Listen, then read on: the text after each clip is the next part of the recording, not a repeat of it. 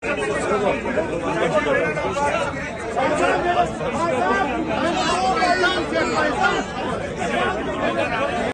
को क्या कहा था? I love you। अल्लाह, और आपने कहा था मेरे प्यारे खान साहब। अच्छा, खान साहब ने आपको क्या कहा था?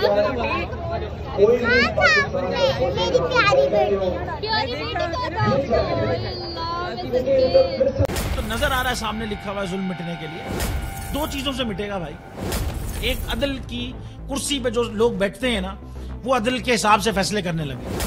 दूसरा, कौम निकल खड़ी उस जुल्म के खिलाफ, तो जुल्म खत्म हो जाएगा। या इन दोनों में से कोई एक चीज हो जाए या दोनों हो जाए।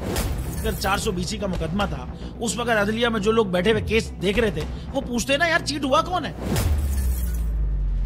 जब उनको दिखता कोई चीट नहीं हुआ, केस खत्म कर देते। तो जालिम जुल्म कर ही नहीं पाता। 9 जजेस ने नोट बिफोर किया मेरे केस को यार, 1.5 साल चला।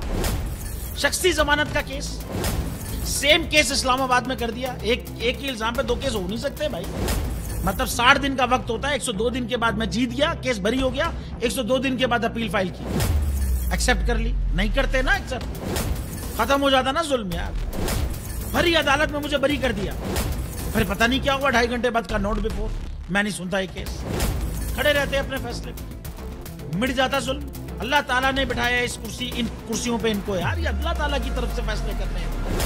तो या तो ये फैसले आएंगे, जुल्म मिट जाएगा, या कौम खड़ी हो जाएगी जुल्म के खिलाफ।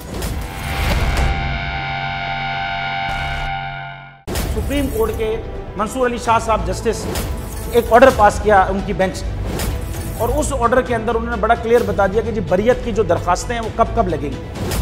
उसमें से एक वजह उन्होंने बताई कि जी जब कोई क्राइम ही ना हुआ हो तो बरी कर दें, ताकि अदालतों पे बोझ ना रहे, वो केसेस चलते ना रहे। सुप्रीम कोर्ट की मिसालें कब बनाएगा ऐसे लोगों के खिलाफ जो इस तरह की एफआईआर काट रहे हैं, वैसे ऑफिसर्स, और ऐसे लोग जो इस तरह के केसेस को जजेस चला रहे हैं।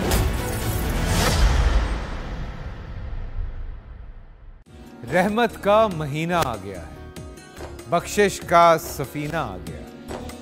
होगी मुलाकात उलमाए दीन से,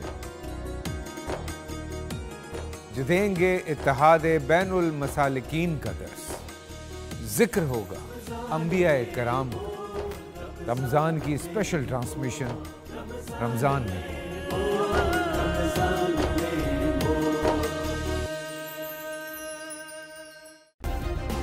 सब्सक्राइब करें और बेल दबाएं ताकि कोई खबर रह न जाए।